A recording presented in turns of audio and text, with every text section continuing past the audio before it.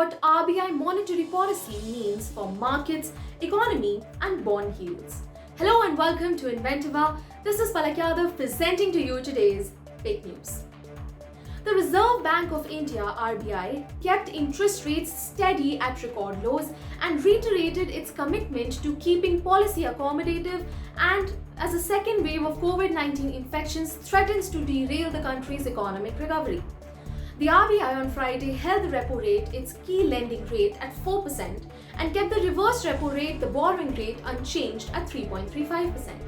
In a Reuters poll, all 51 economists surveyed had expected the RBI's Monetary Policy Committee or the MPC to leave rates unchanged as Asia's third largest economy grapples with various state lockdowns.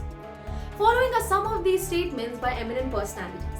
Mr. Yadav, head of research, Capital via Global Research, Mumbai, said, "The cause of concern for investors now is inflation, which seems to outweigh the benefits of cheaper credit as inflation and the pandemic are expected to impact the real income and the purchasing power of the end users, thereby impacting the Q1 members of the financial year 2021-22 for corporate India."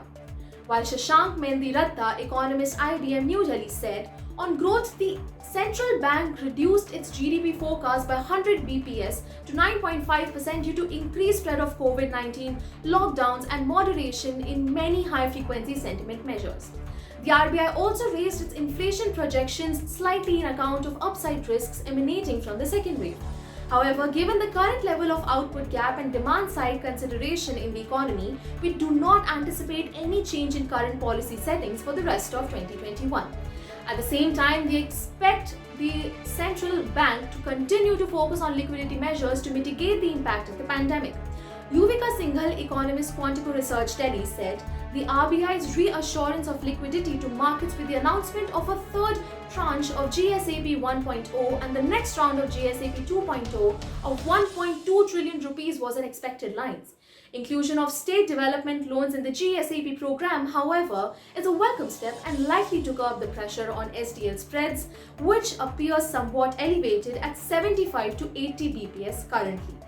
Among other support measures, liquidity window for contact-intensive service sectors comes as a much-needed lifeline to mitigate the COVID-induced impact.